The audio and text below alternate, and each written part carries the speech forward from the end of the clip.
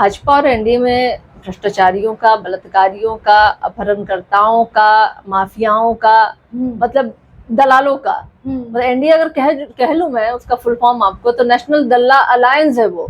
और वहां पे जितने ये मैंने आपको दिया ना अलग अलग, ये सारे लोगों का जमावड़ा वहां है जी। जो लोग हमारे साथ रहते हैं वो उनको भ्रष्टाचारी लगते हैं, जब उनके साथ चले जाते हैं तो पाक साफ हो जाते हैं। संजीव सिंह जी जिन्होंने जो बात कही है वो ऐसी बातें जो है कई बार कई नेताओं ने कही है। लालू जी के अगर शासनकाल को आप याद कीजिएगा, आपको पता चलेगा कि सबसे ज्यादा अगर सुरक्षित कोई था तो यही भूरा बाल वाले थे।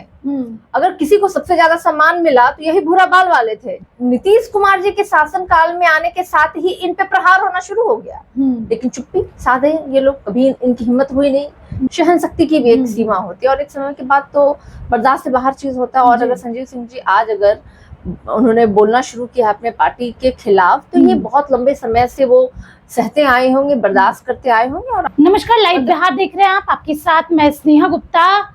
इस साल के अंत में बिहार में विधानसभा चुनाव है और ऐसे में जहां इंडिया गठबंधन और एनडीए गठबंधन दोनों ही तैयारियों में जुटी है, तो लेकिन एनडीए के घटक दलों में काफी ज्यादा खलबली है, खासकर जेडीयू के अंदर। परबत्ता से विधायक डॉक्टर संजीव सिंह जो हैं वो इन दिनों ब्रह्मऋषि समाज सम्मेलन कर रहे हैं, जहां पर वो एक जुटान कर रहे हैं। इस दौरान उन्होंने सरकार को घेरा भी है और कहा है कि हमारे पार्टी के नेता ही हमारे समाज के लोगों को खत्म करने का काम कर रहे हैं, इनका इलाज हम यहाँ रह के ही करेंगे। हमारे साथ बातचीत करने के लिए आरजेडी प्रवक्ता सारिका पासवान है, सीधे जुड़ेंगे। सबसे पहले तो एनडीए के घटक दलों में ही खलबली दिख रही है, कैसे देख रही है सारिका जी? नहीं, देखिए ये तो हम लोग शुरू से कह रहे हैं कि एनडीए के अंदर कुछ भी अच्छा नहीं है। जितने भी घटक दलें हैं उसके सारे की विचारधारा देखिए वो चार दिशाओं में हो जाती है। कुछ उनमें से हैं जो कहते हैं कि ऐलान कर रहे हैं कि 243 पे हम चुनाव लड़ेंगे। कुछ सीटों के मतभेदता को लेकर के अलग अलग समय पे अलग अलग चीजें हमें सुनने को मिल रही है। तो एनडीए में तो कहाँ कुछ अच्छा तो कुछ नहीं है। और अब माननीय मुख्यमंत्री नीतीश कुमार जी तो लगभग खामोश हो गए हैं जी। हम लोग तो लगातार कह रहे थे कि अचेत अवस्था में है वो। बिहार में जो लॉ एंड ऑर्डर की व्यवस्था है या आप भ्रष्टाचार या अन्य मुद्दों पे देखिए, मुख्यमंत्री जी का कभी कोई एक वक्तव्य नहीं आता है। और अब तो वो बिल्कुल ही चुप हो गए हैं। तो कहाँ ठीक है भाई?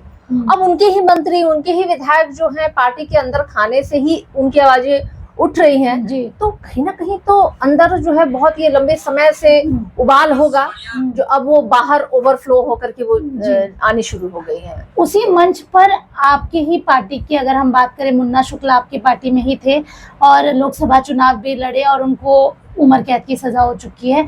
उनकी पत्नी ने कहा कि मेरे पति को फंसाया गया है, हमारे समाज के लोगों को फंसाया गया है।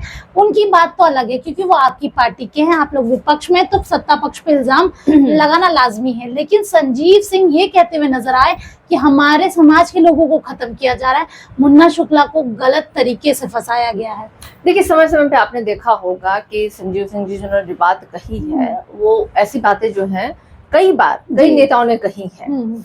और अगर आप लालू प्रसाद यादव जी के शासनकाल को अगर देखिएगा, तो जिन लोगों ने उनके शासनकाल को बदनाम करने की कोशिश की या जातीय रंग या ना जाने किन किन जैसा बुरा बाल समाप्त करो, साफ करो जैसी बातों को उठाया, जिन लोगों ने नफरती एक सोच जो है जिसने भी इस बात को ये किया। लेकिन असल में जो आप अगर उस दौर को अगर याद करें, लालू जी के अगर शासनकाल को आप याद कीजिएगा, आपको पता चलेगा कि सबसे ज्यादा अगर सुरक्षित कोई था तो यही भूरा बाल वाले थे। अगर किसी को सबसे ज्यादा सम्मान मिला तो यही भूरा बाल वाले थे, जिनको ये अलग अलग संधि विच्छेद करके बोलते हैं ना कि भाई ब्राह्मण, भूमियार, राजपूत और कायस्थ जिसको बोलते हैं, जिसको कि भूरा बाल ये कहते हैं।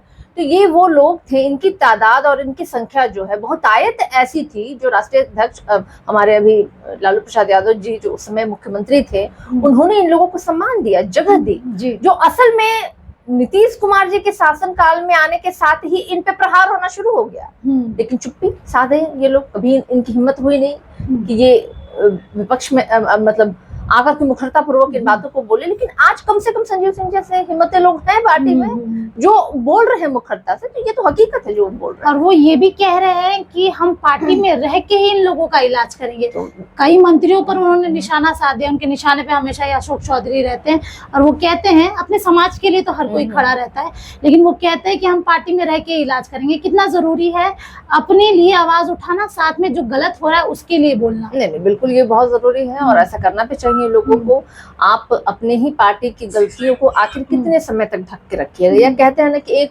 सहन शक्ति की भी एक सीमा होती है और एक समय के बाद तो बर्दाश्त से बाहर चीज होता है। और अगर संजीव सिंह जी आज अगर उन्होंने बोलना शुरू किया अपने पार्टी के खिलाफ, तो ये बहुत लंबे समय से वो सहते आए होंगे, बर्दाश्त करते आए होंगे और आज वो मजबूर हुए कि व्यवस्था उनकी हुई कि आज वो सारी बातों को सामने करें। लेकिन ये जो भी वो बोल रहे हैं ये एक्चुअली हकीकत है, सच्चाई है।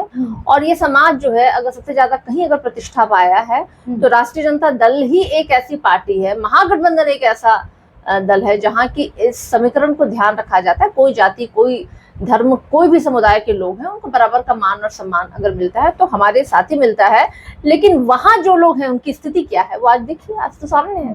आज तो बोल रहे हैं भाई, संजीव सिंह जी बोल रहे हैं और ऐसे अनगिनत लोग हैं जो समय समय पे बोलते रहते हैं। हम थोड़ी बोल रहे हैं, तो वही लोग बोल रहे हैं ना। जी, आखिरी सवाल आपसे लूंगी कि जब भी कोई विपक्ष में रहता है उसको सरकार और ईडी, सीबीआई, चाहे अनंत सिंह की बात करें, आपकी पार्टी में जितने भी बाहुबली विधायक हैं उनके घर पर हमेशा ये रेड पड़ते रहती है। रीतलाल यादव हुए हैं, अनंत सिंह भी जब यहाँ थे तो उन पे भी काफी तंज कसे गए कि अपराधी हैं, बाहुबली हैं।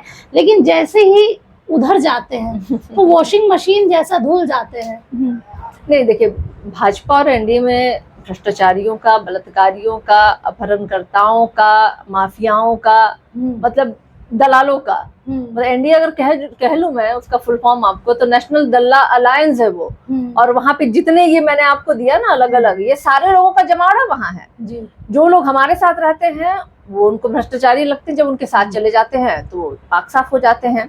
तो ये तो आप देख लीजिए ना, आपको पूरी सूची निकाल लीजिए। एनडीए में जितने नेता हैं जो इधर से उधर गए हैं, किन हालात में गए हैं और वहां गए हैं तो कैसे वो पाक साफ हो गए हैं भाई। तो ये तो उनकी हमेशा से रवैया रही है।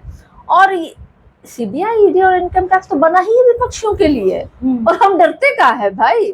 हम तो लगातार उनका सामना कर रहे हैं। 5 बार बुलाते हैं, हम 5 बार जाते हैं उनके पास, 100 प्रश्न करते हैं, हम 101 का जवाब देकर आते हैं भाई। हम कहाँ डर, क्योंकि हम जानते हैं कि ये जो लंबी, जो 20-20 साल, 25-25 साल से जो पूछताछ चल रही है, आज तक वो किसी फाइनल निष्कर्ष पे नहीं पहुंचे। और इसलिए नहीं पहुंचे हैं कि इनके पास कोई साक्ष्य नहीं है। और साक्ष्य के अभाव में ये हमेशा क्या करते हैं, अपने विपक्षियों को एक दबिश बनाने के लिए, जो सत्ताधारी पक्ष है, इनकम टैक्स, ईडी, अब तो भाई इलेक्शन कमीशन ऑफ इंडिया का भी सहारा ले रहे हैं। ये तो सार्वजनिक है, आप देख रहे हैं किस तरीके से। तो ऐसी सरकारी संस्थाओं का दुरुपयोग तो ये पार्टियां करती ही करें। लेकिन हम लोग भाई क्रांतिकारी पार्टियां हैं, हम लोग डरने वाले, हम लोग डरने वाले नहीं, हम लोग लड़ने वाले हैं। ये लाख भेजे, हम लोग लड़ते रहेंगे। चलिए देखिए, लड़ने वाले हैं और पीछे नहीं हटेंगे। और सीधे तौर पे जिस तरीके से संजीव सिंह जो हैं, परबत्ता के विधायक हैं, वो बागी हो चुके हैं और अपने ही सरकार की पोल खोल रहे हैं। कभी कहते हैं कि हमारे समाज के लोगों को खत्म किया जा रहा है, तो कभी ये कहते हैं कि पार्टी में रह के इलाज करेंगे। अब देखना होगा इसके बाद बिहार की राजनीति कैसे गरमाती है। अब बने रहिए हमारे साथ, तब तक के लिए बहुत बहुत शुक्रिया।